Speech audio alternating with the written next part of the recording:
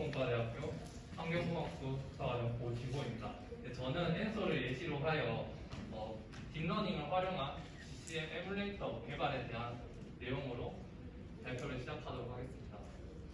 먼저 인트로덕션입니다. 현재 현업에서는 수치 모델을 사용하고 있고 이런 수치 모델을 계속해서 잘 사용하고 있지만 계산 과정이 오래 걸린다는 점과 그리고 초기 장과 모수화 같은 문제를 한계점이 발생합니다. 그래서 이를 어느 정도 극복하고자 최근에 이제 AI를 많이 연구하시는 게 많이 늘었지만 이러한 분야를 저희 이제 기후 분야에도 적용시켜 한 연구들이 많이 진행이 되었는데요. 여기 앞에 계시는 함유근 교수님을 비롯한 많은 선행 연구들이 엔소와 같은 기후 현상에 대해 이제 예측을 하고 이에 대한 관련 연구를 하는 연구들이 많이 늘었습니다. 하지만 이제 물론 이런 연구들도 훌륭한 연구지만 이런 연구들은 결국 딥러닝을 활용해서 어떠한 현상에 대해 예측하거나 예보하는 데 초점을 많이 두고 있다라고 생각을 하였고, 그래서 이제 GCM 자체를 현업에서 사용하고 있는 GCM 자체를 분석을 하기 위한 목적으로 사용하는 딥러닝의 연구들이 많이 진행되지 않았습니다. 그래서 저는 본 연구에서는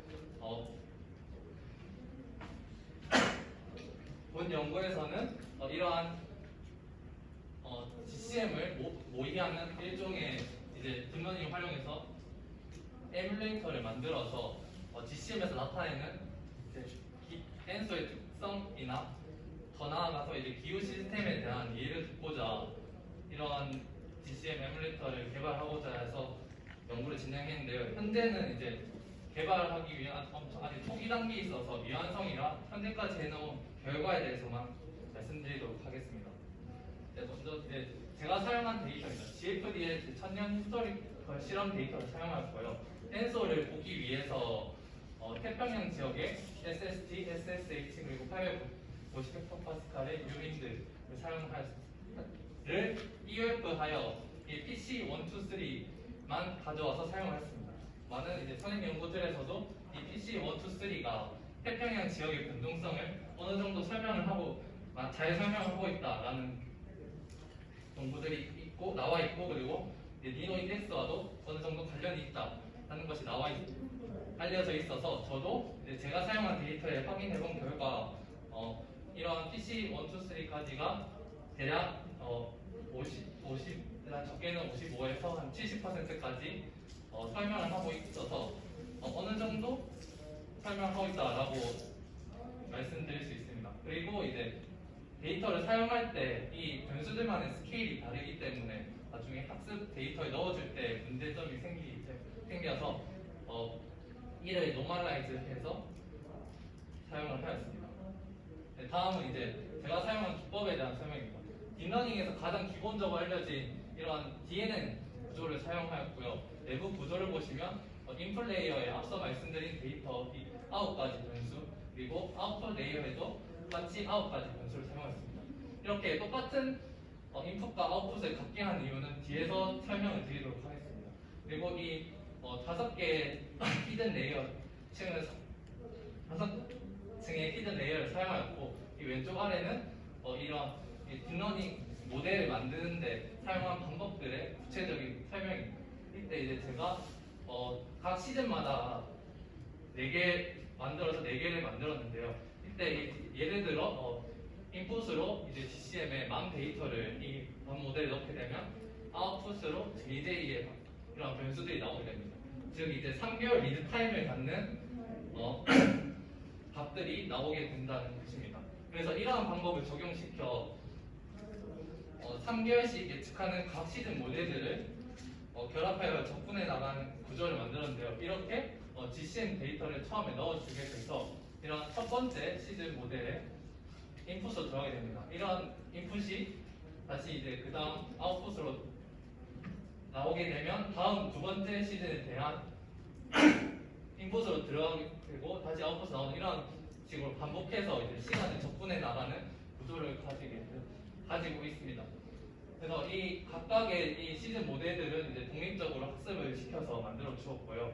다음 인풋과 아웃풋 데이터가 앞서 이제 같은 변수들을 갖는 이유가 여기서 보시는 것처럼 첫 번째 시즌 모델에 나온 아웃풋이 다음 시즌 모델 다시 인풋으로 들어가기 때문에 이런 형식이 계속해서 반복이 되기 때문에 같은 변수들을 사용을 해주었습니다. 그래서 이러한 방식으로 긴 시간 장기 적분을 수행하는 모델을 만들어서 진행을 하였습니다. 네, 다음은 결과에 대한 내용입니다. 제가 앞서 만들었던 모델에 대해서 타임 시리즈를 그려봤는데요. 30년치 적분을 해본 것입니다. X축이 보시면 리드 이어이고 Y축이 이제 노멀라이즈된 값의 크기입니다. 이 빨간색이 제가 만든 그 값의 크기인데, 만든 이제 값의 타임 시리즈인데요. 여기서 박스 친 이 부분을 보시면 이런 4년 주기의 이러한 시그널 모양이 계속해서 반복적으로 이제 나타나는 것을 보실 수가 있는데요. 이는 이 DCM의 그런 엔소가 가지는 주기에 대한 시그널을 어느 정도 캐치하고 있다라고 말씀드릴 수 있습니다. 그래서 저는 이 부분에 이거 랜덤한 어떤 한 시점에 대한 타임 시리즈만 접근해 본 것인데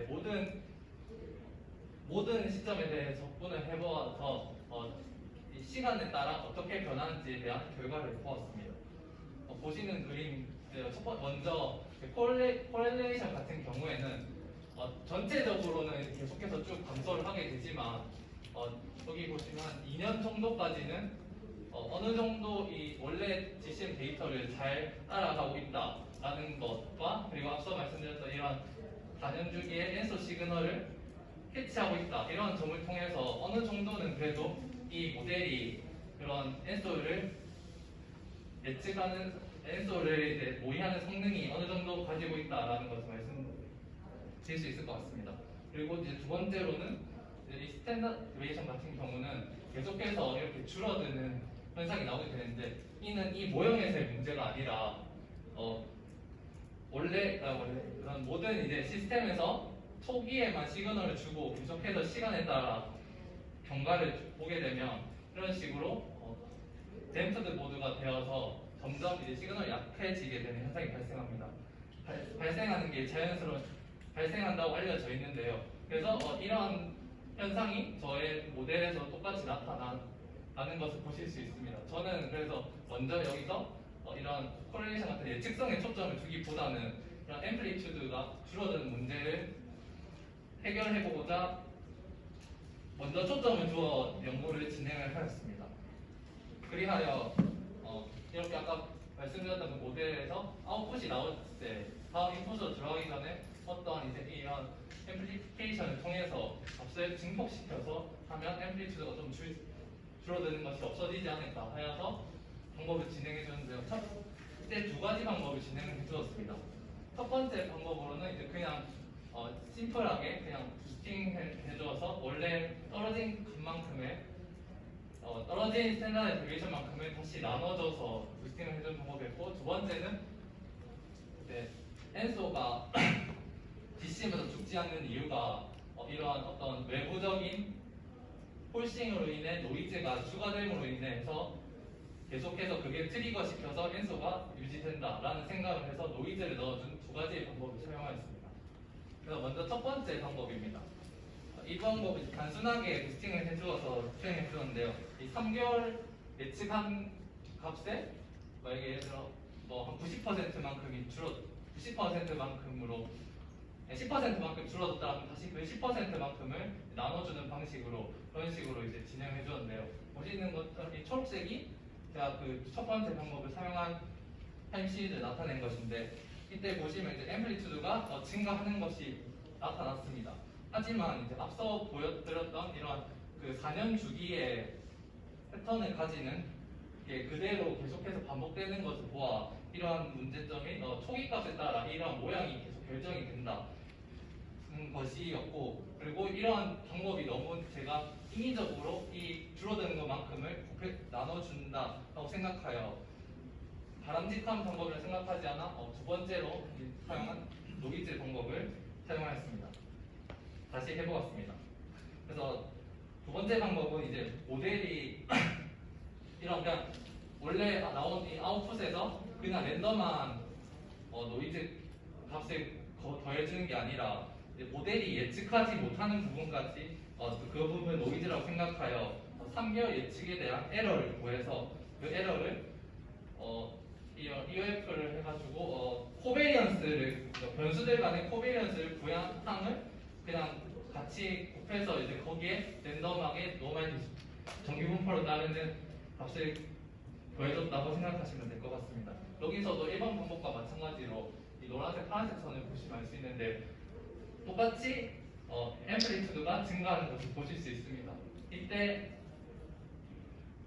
전체 이런 랜덤한 케이스 말고도 전체 케이스에 대해서도 스탠다드 데비에이션이 증가를 하고 있었고, 그리고 첫 번째 아까 방법에서 봤던 그렇게 계속 4년 주기로 반복되는 초기 값에 따라 반복적으로 나타나는 그러한 파동들이 없어지는 것을 확인할 수 있었습니다.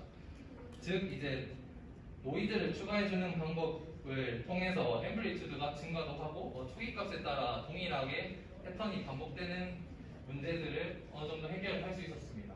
그래서 현재까지가 이제 제가 개발 중인 연구한 결과이고요.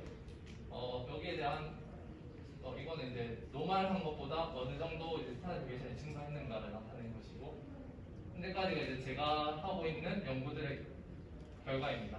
그래서 마지막으로 이제 요약을 하도록 하겠습니다. 저는 GCM 에뮬레이터를 만들어서 엔소를 분석하기 위해서 GFD의 데이터를 활용하여 태평양 지역 변수들을 딥러닝 학습에 사용하였습니다.